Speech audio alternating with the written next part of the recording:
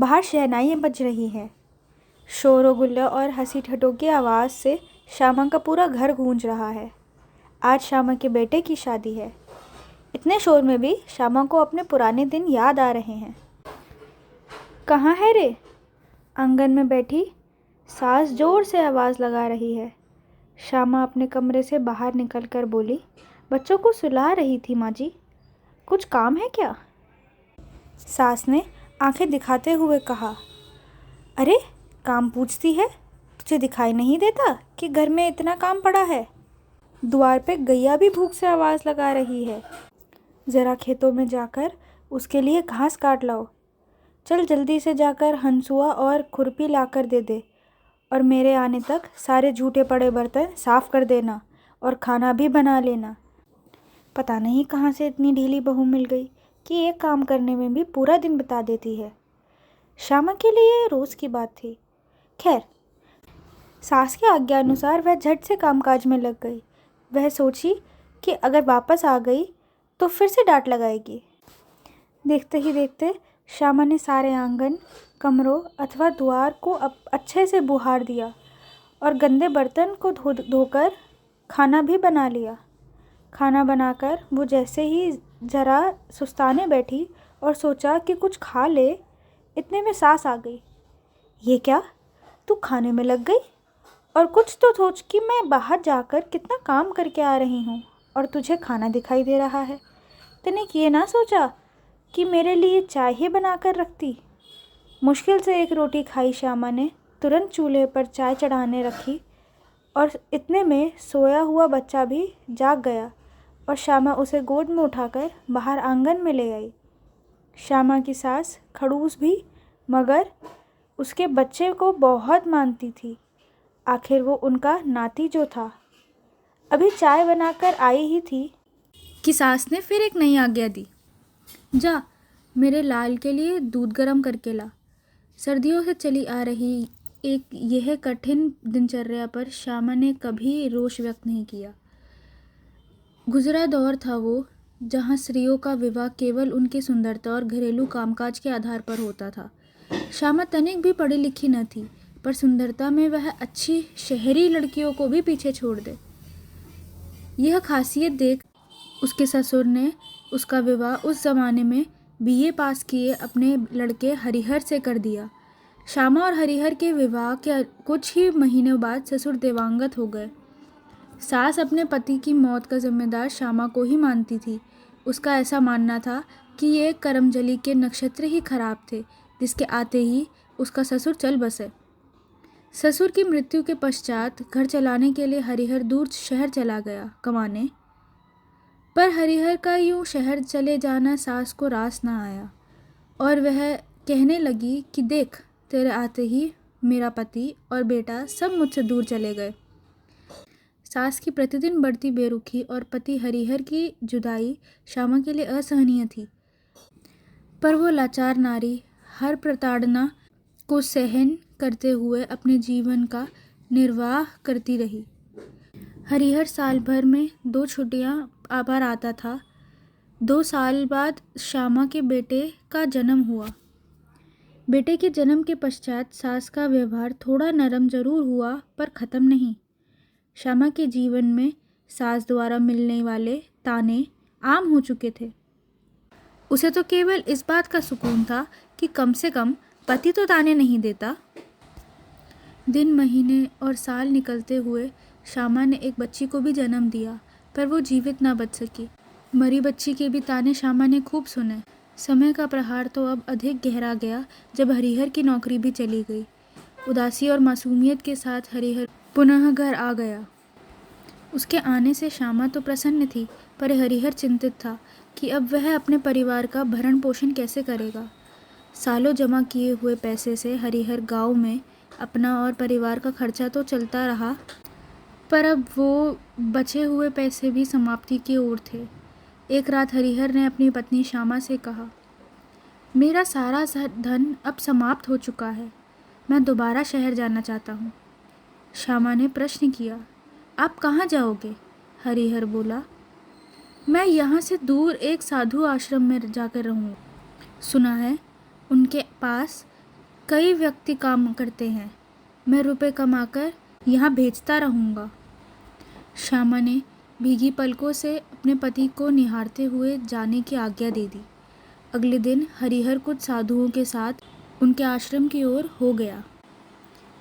एक वो दिन था जब हरिहर सब उन साधुओं के साथ रुखसत हुआ, और आज का दिन है जब श्यामा दूसरे के घर का काम कर अपने बेटे व परिवार का निर्वाह कर रही है। हरिहर को गए हुए पूरे 8 बरस हो चुके थे। शुरुआती महीनों में तो पैसे हरिहर भेजता रहा, पर जैसे जैसे साल गुजरने लगे हरिहर का कुछ पता ना चला। ना पति की खबर, ना पैसों की। ऐसे में घर कैसे चलता? श्यामा ने यह दयनीय स्थिति को देखते हुए हार मानकर पड़ोसियों के घर में नौकरानी का काम शुरू कर दिया। सास अब पहले जैसी नहीं रही थी। अब ना उसकी ज़ुबान चलती, ना पैर। श्यामा के लिए बेटे और सास दोनों को संभालना आवश्यक था। हालांकि बेटा अब बड़ा हो गया था, परंतु वो ऐसी स्थिति में नहीं था कि घर को चला पाए। कभी कभी लंबी ज़ुबान और ताने मारने वाली सास अब श्यामा की अहमियत समझ गई थी। समय ओझल होता रहा। देखते ही देखते अगले 8 बरस निकल गए। अब कुल 16 बरस हो गए थे हरिहर को गए। सास भी बेटे को मिलन को तरसते हुए जीवन से हार गई। यहाँ केवल एक ही बात श्यामा के लिए राहत देने वाली रही कि बेटा अब लगभग 20 बरस से अधिक का हो चुका था। वो गांव में ही कुछ लोहारों के साथ लोहे का काम किया करता था। एक दिन श्यामा बहुत थक गई थी। बेटे ने कहा, माँ, तू अब दूसरे के यहाँ काम छोड़ दे। मैं तो बहुत पैसे कमा रहा हूँ, तेरी देखभाल अच्छे से करूँगा। बेटे के इस बात से श्यामा की आंखों में आंसू आ गए। वह रोते हुए बोल पड़ी, हाँ बेटा, अब तू ही है मेरा सहारा। अगले दिन की सुबह जैसे ही श्यामा ने घर से बाहर काम पर जाने की तैयारी की, बेटे ने उसके पैर पकड़ लिए और रोकते हुए कहा, माँ, अब नहीं। अपने बेटे की जिद और क्षीण होते हुए शरीर को देख श्यामा ने उसका मान रख लिया। अब बेटा ही घर से बाहर काम करता और अपनी माँ का देखभाल करता। बेटे के इस कर्तव्य को देख आसपास की औरतें यह कहने लगी, देख श्यामा, तेरी मेहनत रंग लाई। तेरा बेटा तेरे सारे दुख दूर कर देगा। तेरी सास और तेरा पति हरिहर तो छोड़ के चले गए, पर बेटा तेरा साथ रहेगा। अब तू इसे सौभाग्य ही समझ ले। समय तो अपने पंख लगाए उड़ता चला जा रहा था। श्यामा को अब देरी थी कि केवल अपनी बहू के आने की। उस शाम जैसे ही बेटा घर आ गया, अपनी माँ को मुस्कुराते हुए देखकर बोला, माँ, तेरे चेहरे पर हंसी अच्छी लग रही है। तू ऐसे ही हंसती रहा कर। सदियों बीत गए श्यामा को मुस्कुराते हुए, पर आज वो प्रसन्न का वास्तविक रूप में अनुभव कर रही थी। यूं ही खिलखिलाते और हंसते हुए श्यामा ने अपने बेटे को कहा, क्या रे, अब मुझे बूढ़ी ही मार देगा क्या? जवान हो गया है, तनिक मुझे बहू का सुख भी तो दिला दे। न जाने राम कब अपने पास बुला ले, जाते जाते मैं भी दादी बन जाऊं। माँ के सवाल का जवाब बेटे ने देते हुए कहा, हाँ माँ, ज़रूर देखेगी तू अपने नाती पोतों को। पर ये बता, तेरे बेटे से शादी कौन करेगा? अरे, ऐसा क्यों कह रहा है? श्यामा ने जोर लगा के पूछा। तेरे जैसे पति तो किसी सौभाग्यशाली लड़की को ही मिलेगा। देख, मैं कैसे कैसे रिश्ते लाती हूँ तेरे लिए। श्यामा का बेटा बहुत ही सुशील था। उसने कहा, माँ, तू जिससे बोलेगी मैं उससे शादी कर लूँगा। लड़की मेरी नहीं पसंद, तेरे पसंद की होनी चाहिए। चंद महीनों की खोज के बाद श्यामा ने एक रिश्ता पसंद किया। लड़की के गुण में श्यामा ने उसकी शिक्षा को प्राथमिकता दी, जिससे वह स्वयं वंचित रही। श्यामा का बेटा अधिक शिक्षित तो नहीं रहा, परंतु जैसे तैसे वह 12वीं कक्षा तक तो श्यामा ने शिक्षित कर ही दिया। श्यामा का यह मानना था कि लड़की भी कम से कम उसके बेटे जितनी शिक्षित तो हो। पड़ोस के गांव में श्यामा ने अपने बेटे की शादी पक्की कर दी। पंडित के माध्यम से दोनों लड़का व लड़की पक्ष ने विवाह के लिए दिसंबर का महीना चुना। आज का दिन बेहद खास है। श्यामा जिस घर से स्वयं कभी बहू बनकर आई थी, आज वो सास बनने जा रही है। गरीब ही सही, पर उसकी खुशी हर अमीर को फीकी कर दे ऐसी वाली थी। श्यामा का बेटा दूल्हा बनने वाला था। घर में मेहमान के रूप में आस पड़ोसी की महिलाएं, बच्चे, नौजवान और बुजुर्ग शामिल थे। जिन घरों में श्यामा कभी कभी काम किया करती थी, वहाँ भी उनके निमंत्रण बैठ गए। उसी प्रकार बेटा जिन लोगों के साथ लोहे का काम किया करता था, वहाँ से भी काफ़ी व्यक्तिगण पधारे थे। कभी छोटा सा जान पड़ने वाला श्यामा का घर न जाने कितने व्यक्ति लोगों को अपने अंदर समेटे हुए था, जैसे वह घर भी खुशी के मारे फूल गया हो। दीवार पर लटकी सासू माँ और ससुर की तस्वीर भी श्यामा के अपार हर्ष का स्वागत कर रही थी। बेशक सास ने श्यामा को कितना ही ताने मार दिए हो, पर श्यामा ने उनकी तस्वीर को प्रतिदिन साफ करती रही। दोनों ही तस्वीरों के सम्मुख खुद को और अपने बेटे को खड़ा कर श्यामा माँ जी और पिताजी को आशीर्वाद देने के लिए कह रही थी। अपनी माँ का यह रूप देख बेटा काफ़ी गौरवान्वित महसूस कर रहा था। वह जान गया था कि उसकी माँ श्यामा कितनी आदर्श नारी है। बारात जाने की तैयारी पूरी हो चुकी थी। बेटा सेहरा बांधकर घर से आगे कदम बढ़ा ही रहा था, तभी श्यामा श्यामा श्यामा की आवाज़ लगाते हुए एक व्यक्ति श्यामा के सामने आ गया। पारस भैया, आप इतना कहाँ से हांफते हुए आ रहे हो? सब ठीक तो है?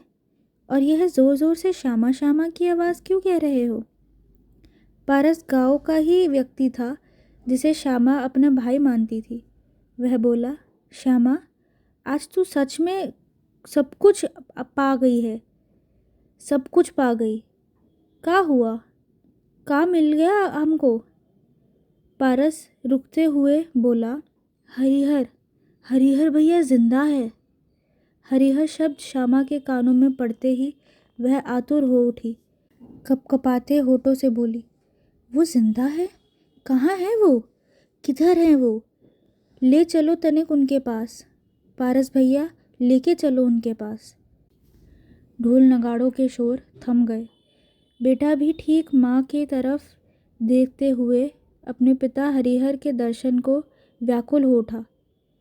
माँ बेटे के अलावा पारस और सम्मानित गांव के लोग चल पड़े उस ओर जहाँ हरिहर अपने पुराने फटे लिबास में लिपटा हुआ, सदियों से न नहाया हुआ, लंबी दाढ़ी अथवा बड़े सफ़ेद बाल लिए बेरोज़गार सा ज़मीन पर गिरा पड़ा था। उसे केवल श्यामा और पारस के आंखों से ही पहचाना जा सकता था, क्योंकि दोनों ही हरिहर के काफ़ी करीब रह चुके थे। हरिहर की हालत देख यह कहा जा सकता था कि उसे इतने कष्ट पहुंचाने के लिए कितने दुष्ट व्यक्तियों का हाथ होगा। जो हरिहर अपने पत्नी और बच्चे से बेहद प्यार करता था, वो उन्हें अचानक छोड़कर कैसे जा सकता था? निश्चित ही उसे किसी ने बहुत सताया है। हरिहर जीवित भर था, पर वह अपनी श्यामा, बेटे और मित्र पारस को देख नहीं पहचान पाया। समय भी कितना बलवान है।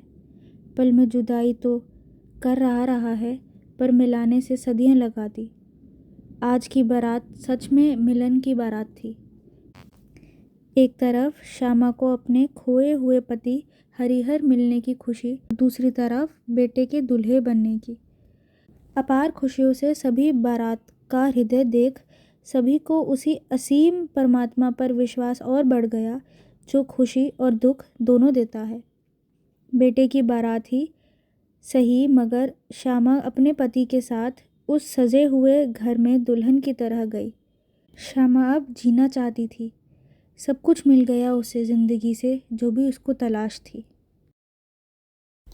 अगर आपको कहानी अच्छी लगी हो तो लाइक और सब्सक्राइब करें और अपने दोस्तों को भी बताएं इस चैनल के बारे में। बाय।